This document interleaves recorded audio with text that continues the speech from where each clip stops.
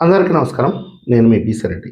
జనం చెప్పుతో కొట్టి 11 స్థానాలు ఇచ్చినా, ఇంకా సిగ్గు, శరం, మానం, అభిమానం లేనటువంటి బతుకులు. అవే ఫేక్ బతుకులు, అవే మార్ఫింగ్ బతుకులు. నేను డిస్‌ప్లే మీద పెడతాను. ఒక ఫోటో చూడండి. సొంత బాబాయిని ఇంట్లోనే లేపేశారు. లేపేసి పొద్దున్నే ఏం చెప్పారు? గుండెపోటు అని చెప్పారు. సాయంత్రానికి నారాసుర రక్త చరిత్ర. దీన్ని అమాయకపు ప్రజలు నమ్మారు పాపం. అది ఎంతో కొంత ఆనాడు వైఎస్ఆర్సీపీకి మంచే చేసింది. 5 ఏళ్ళు మొత్తం మోసం చేశారు. సాక్షాత్తు వైఎస్ వివేకానంద రెడ్డి గారి కూతురు వచ్చి కాళ్ళ పడి అన్నా న్యాయం చేయన్నా అంటే, ఇప్పుడు కాదు, ఇది రాజకీయంగా నాకు ఇబ్బంది అని చెప్పి పక్కన పెడితే, ఆవిడ సిబిఐని ఆశ్రయిస్తే కనీసం ఆ సిబిఐ విచారణకు కూడా అడ్డుపడ్డటువంటి నీచ నికృష్టుడు జగన్మోహన్ రెడ్డి. సరే, అది వాళ్ళ కుటుంబ వ్యవహారం, మనకు సంబంధం లేదు. ఆనాడు మోసపోయిన ప్రజలు కొంతకాలం తర్వాత కళ్ళు తెరిచారు. మంచి ప్రభుత్వాన్ని ఎన్నుకున్నారు 2024లో. ఆ తర్వాత తిరుమల వెంకటేశ్వర స్వామి ఆలయంలో పరకామణిలో దొంగతనం కేసు బయటపడింది. ఇది ఎప్పుడు జరిగిందంటే 2023 ఏప్రిల్ నెలలో ఒక వ్యక్తి స్వామివారి హుండీ డబ్బులు లెక్కించే సందర్భంలో దొంగతనం చేస్తున్నాడు. అతను ఆ రోజే కాదు, దాదాపుగా 20 ఏళ్ల నుంచి చేస్తున్నాడంట. అంటే అంతకుముందు తెలుగుదేశం ప్రభుత్వంలో కానీ, అంతకుముందు కాంగ్రెస్ ప్రభుత్వంలో అతను దొంగతనం చేయడం అనేది అలవాటు అయిపోయిందంట. అంటే ఇది కూడా వైఎస్ఆర్సీపీ వాళ్ళు చెప్తున్నారు, తెలుగుదేశం పార్టీ చెప్పల. అయితే 20 ఏళ్ళుగా దొంగతనానికి అలవాటు పడ్డటువంటి వ్యక్తిని వీళ్ళు పట్టుకున్నారు. అంతవరకు బాగానే ఉంది. పట్టుకున్న తర్వాత న్యాయస్థానానికి అప్పచెప్పారు. న్యాయస్థానం శిక్షాసిద్ధి. అయితే నేను ఈరోజు ఈ సిగ్గులేని జాతిని ఒక విషయం అడుగుతున్నా. మరి ఆ దొంగతనం పట్టుబడినప్పుడు దాన్ని ప్రజలకు ఎందుకు చెప్పలేదు? ఒక ప్రముఖ పుణ్యక్షేత్రంలో అంత పెద్ద దొంగతనం జరిగితే దాదాపుగా 250 కోట్లు 300 కోట్ల రూపాయల ఆస్తులు అతను కలిగి ఉంటే ఈ దొంగతనం చేస్తూ ఆ విషయాన్ని మీరు ఆ రోజు ప్రపంచానికి ఎందుకు చెప్పలేదు? తిరుమలలో దర్శనానికి సంబంధించి చెప్తారు, ఈరోజు హుండీ ఆదాయం ఇంతమంది భక్తులు ఈరోజు స్వామి దర్శనం చేసుకున్నారు, ఈ సేవలు జరుగుతాయి అని చెప్పి ప్రతి ఒక్క విషయాన్ని మీరు మీడియా ద్వారా తెలియపరుస్తారు. అలాంటిది పరకామణిలో ఇంత అపవిత్రమైనటువంటి కార్యక్రమం జరిగితే మీరు ఆనాడు అధికారంలో ఉండి ప్రతి చిన్న విషయాన్ని రాజకీయం చేసుకునే నీచ నికృష్టులైనటువంటి మీరు మీ సొంత మీడియాలో కానీ, సోషల్ మీడియాలో కానీ మీ గొప్పగా చెప్పుకోవచ్చు కదా. ఇన్నేళ్లగా జరుగుతున్నటువంటి ఒక దొంగతనాన్ని మేము పట్టుకున్నాము, చట్టం ముందు నిలబెట్టామని మీరు చెప్పుకోవచ్చు కదా. మీరు ఎందుకు చెప్పలేదు? ఈ కేఎస్ ప్రసాద్ అనే లుచ్చనాకుడికి ఏం చెప్తాడంటే, దొంగతనం కేసులో మహా అయితే 7 సంవత్సరాలు శిక్ష పడుతుంది, రికవరీ అంటే $900 మాత్రమే రికవరీ చూపించాలి, కాబట్టి మా వాళ్ళు పెద్ద మనసు చేసుకొని పెద్దరకం చేసి వాడి ఆస్తులు స్వామివారికి రాయించాము, తర్వాత కేసు విత్డ్రా చేసుకున్నాము. అంటే చట్ట ప్రకారం వెళ్ళరా మీరు? న్యాయస్థానం ఏం చెప్పొద్దో అది వినరా మీరు? అంటే మీ ఇష్టం వచ్చినట్టు మీరు సెటిల్మెంట్ చేసేసుకుంటారా? ఇది ఎవరిది? మీ అమ్మ మొగుడు సొత్తు? అది ప్రజల సొత్తు, హిందూ ధార్మిక సంస్థ, స్వామివారి ఆస్తులు అవి. మీరేంటి సెటిల్మెంట్ చేసేది?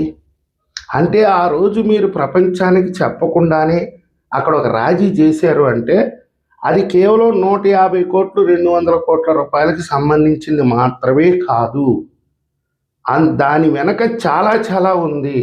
కాబట్టే ఆ రోజు మీకు దొంగ దొరికినా కానీ ప్రపంచానికి చెప్పే ప్రయత్నం చేయలేదు, అక్కడికక్కడికే దాచిపెట్టేశారు.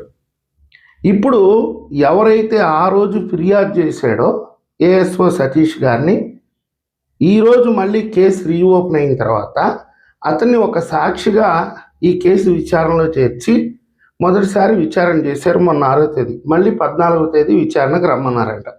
ఆయనకు వచ్చిన ఇబ్బంది ఏం లేదు. ఆ రోజు దొంగను పట్టుకున్నది ఆయనే, నేను పట్టుకున్నాను, పోలీసులకు అప్పచెప్పాను, పోలీసులు విచారణ చేశారు, ఇంతవరకే చెప్తాడు ఆయన. అంతకు మించి ఆయనకి ఏం సంబంధం లేదు. ఎంత దొరికింది ఆ రోజు అంటే ఏదో $900 దొరికినాయి, నేను పోలీసులకు అప్పచెప్పానండి. నేను అంతవరకే. తర్వాత సాక్ష్యం చెప్పాను. ఆ తర్వాత వాళ్ళు లోక్ అదాలత్లో రాజీ చేసుకున్నారా, సెటిల్మెంట్ చేసుకున్నారా నాకు సంబంధం లేదు. నన్ను కేసు విత్డ్రా చేసుకోమన్నారు. సెటిల్ అయిపోయింది, కేసు విత్డ్రా చేసుకోమన్నారంటే నేను విత్డ్రా చేసుకున్నాను అని చెప్తాడు. మహా అయితే ఆయన మీద ఏదైనా చర్యలు తీసుకుంటారు. నువ్వు ఎట్ట ఫిర్యాదు చేసి తప్పించుకుంటావు, న్యాయం జరగకపోతే పైకోర్టుకు పోవాలి కదా అని అడగొచ్చు. పైకోర్టుకు పోవాల్సిన అవసరం కూడా ఆయనకి లేదు. ఆయన కూడా ఒక ప్రభుత్వ అధికారి కాబట్టి. అయితే మళ్ళీ 14వ తేదీ విచారణకు రమ్మంటే ఆయన అనుమానాస్పద మృతి చెందాడు. మనం అనుమానాస్పద మృతి అనే అనాలి, ఎందుకంటే మనం చట్టాన్ని గౌరవించాలి. అది ఇన్వెస్టిగేషన్లో ఉంది కాబట్టి అంతకంటే ఎక్కువ మనం మాట్లాడకూడదు. ఆయన ఎప్పుడైతే మరణించాడో బోమన కరుణాకర్ రెడ్డి గారు, అప్పటి టీటీడీ చైర్మన్, ప్రభుత్వ ఒత్తిడితోనే ఆయన బలవన్మరణానికి గురయ్యాడు అని చెప్తారు. గుమ్మడికాయ దొంగలంటే భుజాలు తోడుకుంటారు ఎందుకురా? మీకేం సంబంధం? అసలుకి ఇన్వెస్టిగేషన్ జరుగుతుంది. ఇది టీటీడీకి నేరస్తులకి సంబంధించినటువంటి విచారణ. అందులో మీరు పెద్దరికం చేశారు. పెద్దరికంలో మీ తప్పు ఉంటే మీరు వచ్చి కోర్టు ముందు సమాధానం చెప్తారు, ఎందుకు సెటిల్ చేశారు అని. మీరు ఏ తప్పు లేకపోతే మిమ్మల్ని విచారించే అవకాశమే లేదు. ఇంతవరకు కనీసం మీకు నోటీసులు కూడా ఇచ్చినట్లేదు. కానీ మీరెందుకు ముందే వచ్చేసి అది బలవన్మరణం అని చెప్పి స్టేట్మెంట్లు ఇస్తున్నారు? ఇదే కదా మీరు చేసింది. వైఎస్ వివేకానంద రెడ్డి గారి విషయంలో కూడా మొదట గుండెపోటు అన్నారు, మీ ఇంట్లో మీరే వేసేసుకొని సాయంత్రానికి అది నారాసుర రక్త చరిత్ర అని మార్చారు.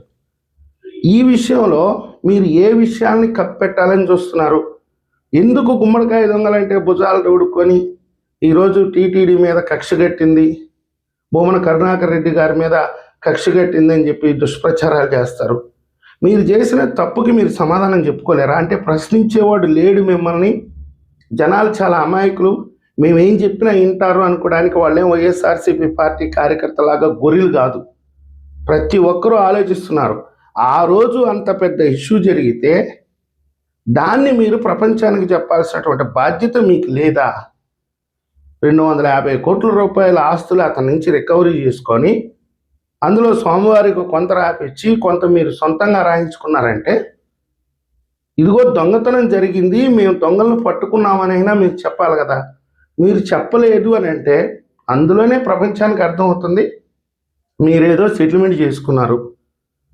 కేవలం ఉండి ఆదాయం దొంగతనమే కాదు, దాని వెనక చాలా కుట్ర ఉంది. మీరు చాలా వరకు తొక్కేసుకున్నారు, ఎత్తేసారు.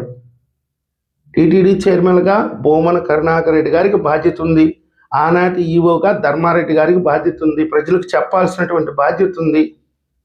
స్వామికి సంబంధించిన ఆస్తికి సంబంధించి ఏదైనా ఒక వివాదం నడిస్తే అది ఏమన్నా మీ ఇంట్లో వ్యవహారమా, మీ జగన్మోహన్ రెడ్డి ఇంట్లో వ్యవహారమా, లేదంటే జగన్మోహన్ రెడ్డి ఇంట్లో ఆ లెక్కలకు సంబంధించి సాయంత్రానికి ఒక 30 కోట్లు వస్తే లెక్క వేస్తుంటారంట. ఆ లెక్కేసే డబ్బులు ఏమైనా కొట్టేసిన వ్యవహారం అనుకున్నారా?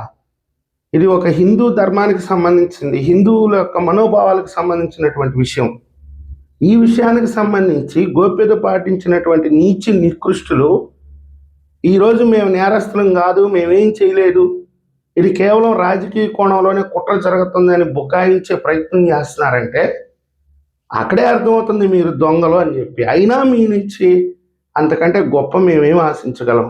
కాబట్టి ప్రజలందరూ కూడా ఒకసారి నేను అడిగేటటువంటి ప్రశ్నకు మాత్రమే మీ దగ్గర ఏదైనా సమాధానం ఉంటే కామెంట్ రూపంలో తెలియజేయండి. వీళ్ళు మాత్రం ఖచ్చితంగా ఏదో పెద్ద కుట్ర చేశారు. ఆ కుట్రలన్నీ బయటకు వస్తాయి కాబట్టి ఏఎస్ఓ సతీష్ గారిని వీళ్ళే ఏదో చేసి ఉంటారనేది నా అనుమానం. ఈ వీడియో మీకు నచ్చినట్టయితే లైక్ చేయండి, సబ్స్క్రైబ్ చేయండి. ధన్యవాదాలు.